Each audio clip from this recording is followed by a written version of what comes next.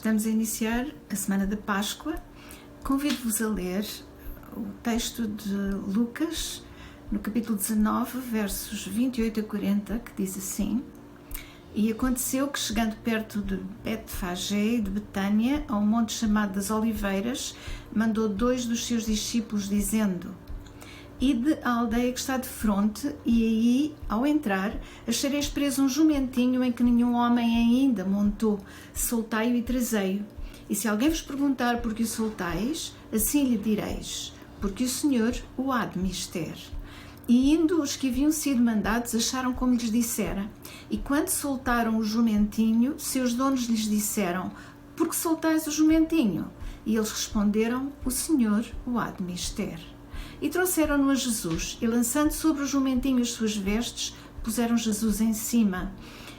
E indo ele, estendiam no caminho as suas vestes. E quando já chegava perto da descida do Monte das Oliveiras, toda a multidão dos discípulos, regozijando-se, começou a dar louvores a Deus em alta voz por todas as maravilhas que tinham visto, dizendo: Bendito o Rei que vem em nome do Senhor, paz no céu e glória nas alturas. E disseram-lhe de entre a multidão alguns dos fariseus: Mestre, repreende os teus discípulos. E respondendo ele, disse-lhes: Digo-vos que se estes se calarem, as próprias pedras clamarão. Até aqui a leitura da palavra do Senhor. Na porção das Escrituras que acabamos de ler, cumpre-se a profecia de Zacarias, que diz: Não temas, filha de Sião, eis que o teu rei aí vem montado num filho de jumenta. Os discípulos e os que ouviram ou assistiram à ressurreição de Lázaro, quando ouviram que Jesus vinha aí, muniram-se de ramos, juntaram-se e aclamaram-no pelo caminho, dizendo: Hosana ao que vem em nome do Senhor, o Rei de Israel. Hosana significa também: concede-nos salvação. Só que o povo de Israel esperava há séculos por um rei, mas não um rei que viesse em paz para dar a salvação eterna, mas um rei guerreiro que se pusesse à frente de um exército e os salvasse do jugo de Roma. O Senhor, que tantas vezes entrou na cidade de Jerusalém com alguma descrição, como um rabi normal acompanhado dos seus discípulos, fazendo o bem, embora polémico por causa do bem que fazia entre o povo e dos sinais, os quais provocavam não só ciúme como inveja dos fariseus, dos doutores da lei. Esse mesmo Senhor estava hoje a ser aclamado por uma multidão. Isto incomodou de tal maneira os fariseus que não puderam conter-se e pediram ao mestre que mandasse calar os discípulos. Só que a resposta do Senhor foi impressionante. Asseguro-vos que se estes se calarem, as próprias pedras clamarão. Este era o dia e a hora de louvar, exaltar e glorificar o Filho de Deus, não apenas por tudo o que ele tinha feito, como curar enfermos, alimentar famintos, ressuscitar mortos, mas também por tudo o que eles esperavam que ele ainda fizesse. O que fazemos quando estamos numa situação em que o louvor e a aclamação do nosso Senhor e Salvador não é bem aceita pelos que nos rodeiam? Calamo-nos? Omitimos-nos? Saímos de fininho? Fazemos de contas que somos só espectadores, que estamos ali por acaso, ou temos a coragem e a hombridade de juntar a nossa voz às vozes dos que louvam e exaltam o seu santo nome? Que o Senhor não permita que as pedras tenham de aclamar o seu bendito nome em nosso lugar. Porque ele diz em Marcos 8,38 que quem se envergonhar dele e das suas palavras, ele se envergonhará dos tais quando voltar em glória. Sim, porque ele vai voltar. E quando voltar não virá montado num simples jumentinho como o Rei de Paz.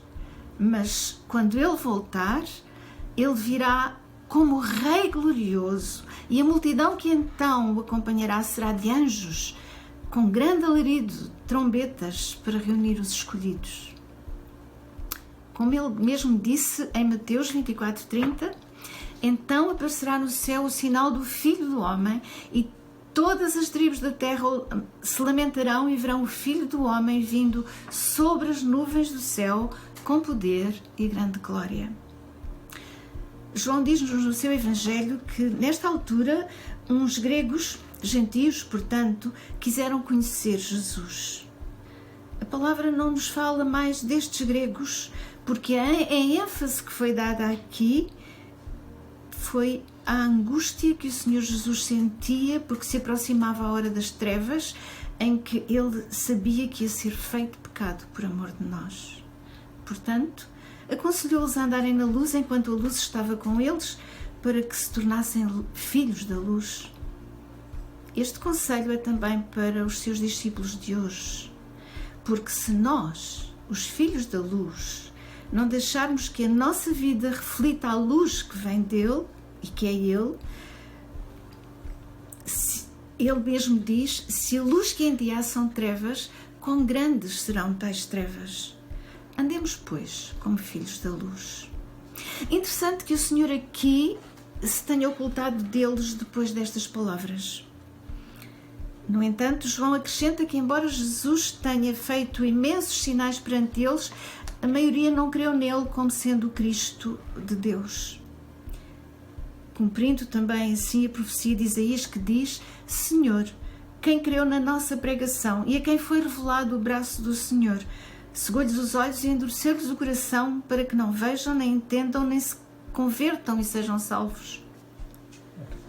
Não obstante, muitos judeus que exerciam cargos de autoridade em Israel naquela época creram nele, mas com medo dos fariseus, para não serem expulsos da sinagoga, que o mesmo é dizer para não perderem os privilégios que tinham, ficaram calados.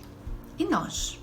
Será que, como eles, amamos mais as honras e glórias humanas do que a glória de Deus? O Senhor Jesus disse que veio como luz para o mundo, a fim de que os que nele crerem não andem em trevas, mas tenham a vida eterna. Estamos na Páscoa. E a Páscoa fala-nos de morte e ressurreição. Se não tem certeza de ter a vida eterna que Cristo veio trazer a todo aquele que nele crê e o aceita como Salvador pessoal, esta é a sua oportunidade. Fala hoje com ele. Confessa o seu pecado e implora o seu perdão. Diga: Hosanna, concede-me salvação. E então sim, poderá viver um santo tempo de Páscoa. Que o Senhor abençoe.